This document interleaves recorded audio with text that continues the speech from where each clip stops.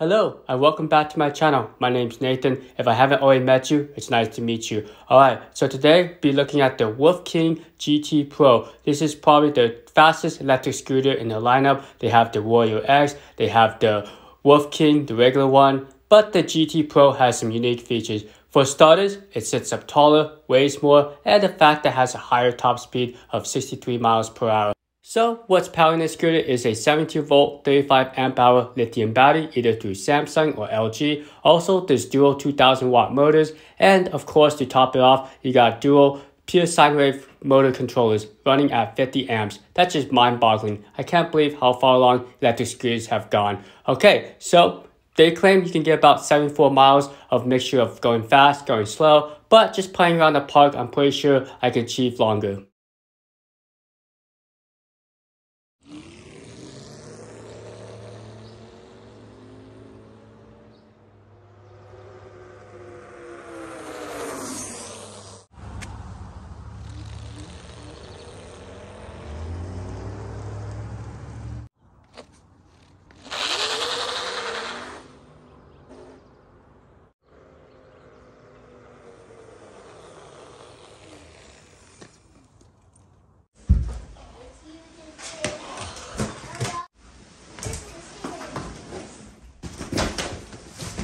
It's large, it's massive, not like my channel, but it's definitely big. Back in the days, electric scooters were slow, designed for kids. Well, unbox and see what the GT Pro is all about.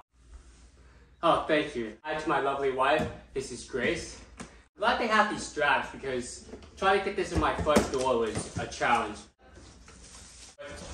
It is? It might be wise to keep this thing, but I'll toss it over there for now. In the world, are you telling me that this thing takes 2 charges? This is crazy. Okay, so have extra hydraulic fluid for the brake, maybe kickstand pegs or something. Not sure. Allen wrench set, so that's really cool.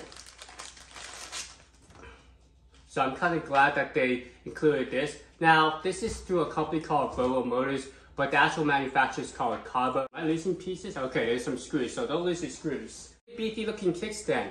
Weighs maybe a pound or so. It's heavy. Alright, let's drop it down here. Don't drop it. Or just put it down, that's what I meant to say. Wow. I noticed a couple things. You got the 2, what are these? LED headlights, and they say they're really bright. You also have a pretty beefy horn. Here's the logo right there. It looks like it's mostly assembled, just fold it up. All you have to do is install the handlebars. But one thing I'm going to do is just go over the scooter, make sure all these screws are tight. Just during shipment, they may become loose. There should be some lights underneath the scooter as well, but I'm definitely going to give you guys a full overview in a second here. Like that. And it should lock into place somehow. Let's see. Now, this is the first time I'm doing this, so bear with me. By 4 hex bolts. I just put these bolts on kind of loosely because I'm going to adjust it to my ride height later on, the up and down. And I also have to adjust this touchscreen. But one thing I noticed is when it folds down, it actually hits the screen. So when the screen's actually down like this, you might want to protect it, put a glove or something. I have seen other users do that, so just be mindful of that. I kind of wish there was some way to protect this display. Entire assembly. Okay. Now I can definitely feel the weight of this guy. It does take some force to it. Okay, so there's actually a trick. So this little pin actually goes into this groove, and you have to make sure it's in this groove. I'll show you what I'm talking about. Now there's a secondary locking system, which is this little red pin right here. So once you get the main one, which is this latch, you do the red one, which is the secondary, and finally you got the last one, which is the third safety system, which goes into this hole right here. And just kind of push the button and it should just lock right in there. Yep, it's locked in there. Not super tight, but it just prevents the scooter from coming down on you. So.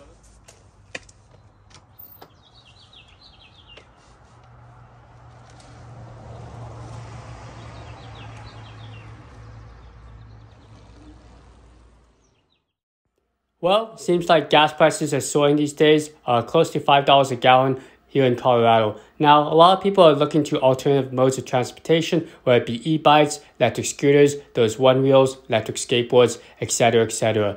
Now, one thing to note is this scooter is really designed for the off-road, kind of for the street use. I did take it on like the bike paths, and I had to kind of go slow just to respect the pedestrians and other riders around me, since this scooter technically can go very fast, too fast for this type of situation. Well, looks like I forgot the turn signal again. Overall, it's doing pretty good so far. Just kind of cruising around here.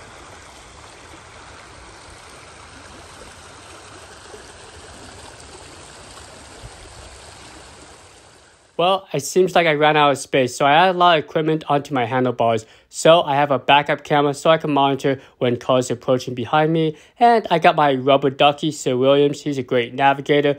And off to the right there is my navigation computer, and I got my cell phone holder. Alright, so here's a quick update. As you can see, I'm still at 100% battery life. I just went over 10 miles so far. I like to stay in level 1 or gear 1 just because it's fast enough for this bike trail. And I've been trying out this Brighton computer. It's like a road bike computer system. Even though I don't have it connected to any health monitoring, it's great for navigation. So you can see I'm on this bike trail right there, and it does have voice navigation as well. So you can actually speak to it and tell it where to go. My co-pilot is falling asleep. He hasn't woken up yet, and I gotta get used to this turn stop system. It's really kind of driving me crazy, especially when the horn's right next to this turn signals. Okay, so let's go ahead and take a look at the seat here. This is a separate attachment. I believe it's like $169 to Throttle Motors. That's where the scooter is from as well. So let's just get this guy opened up.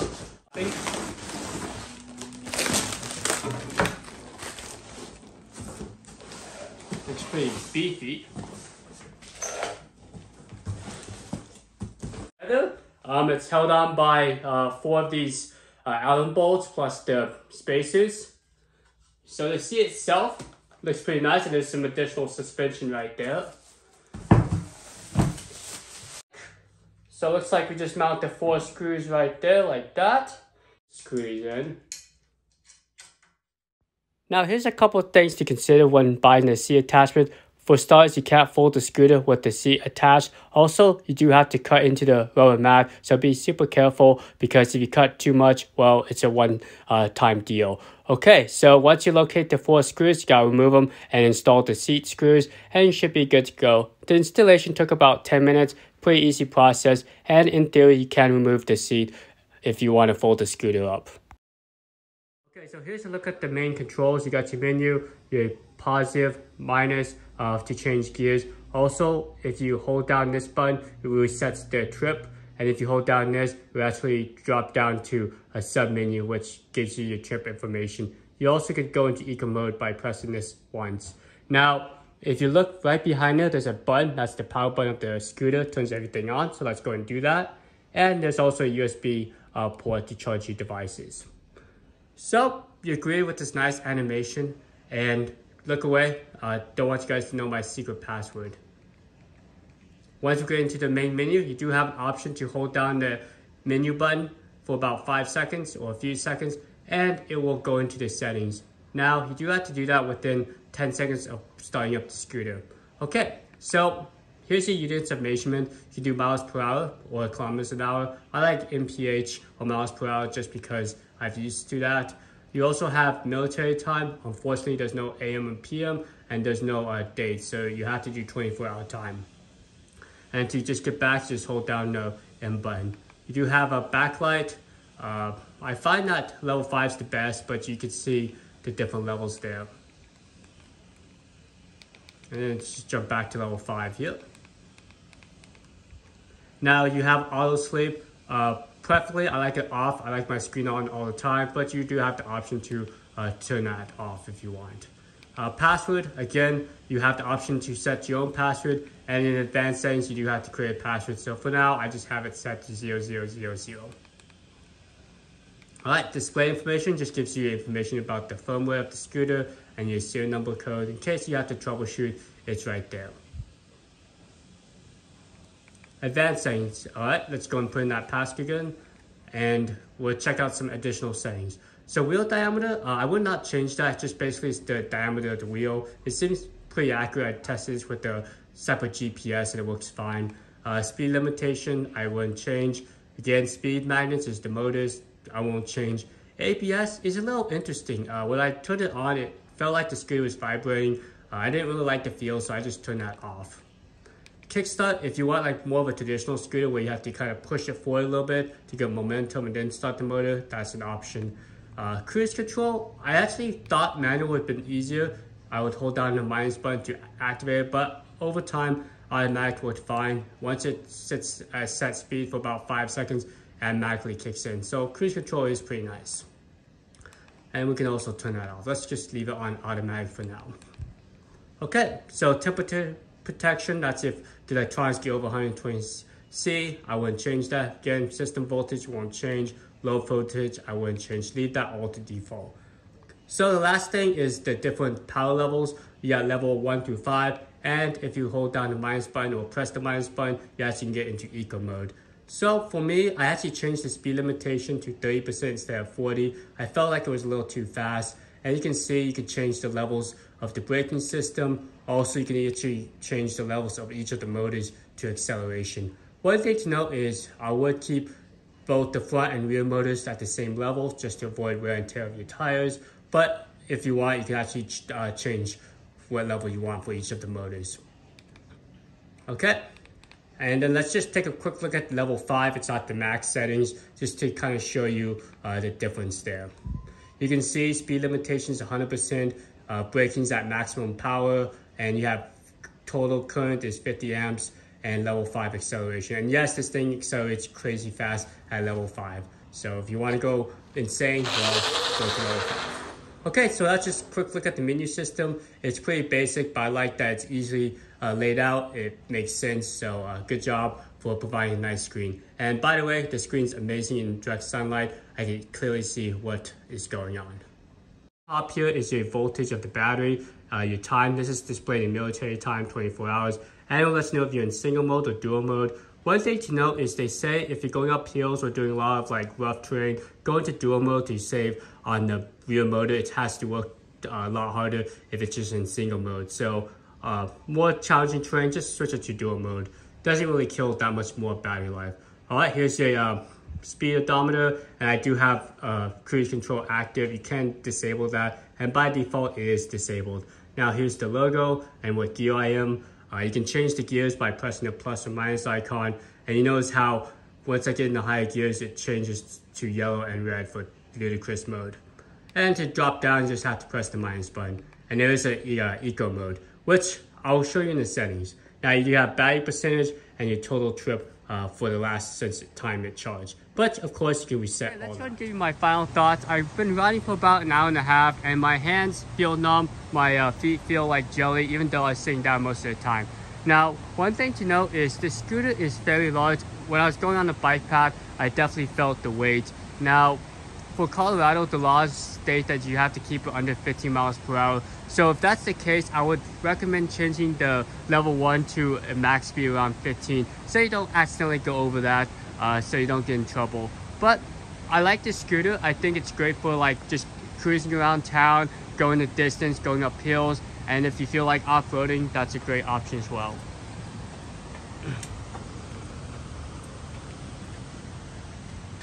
So let's talk about the suspension here. I don't know if I told you this, but you can see in previous models, they actually didn't have a flap here, but the newer models actually have this little flap to help prevent like dust and debris from getting into the suspensions there.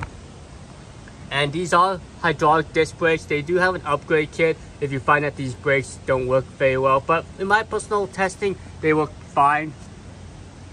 So here's the seat. One thing to note is it is a little tall. And like I said, I'm only 5'4", on a good day 5'5", so my feet don't touch the ground. I kind of have to stand up and put my feet down if I want to stop. So here is where they have the control box. There's actually 2 sine wave controllers at 50 amps.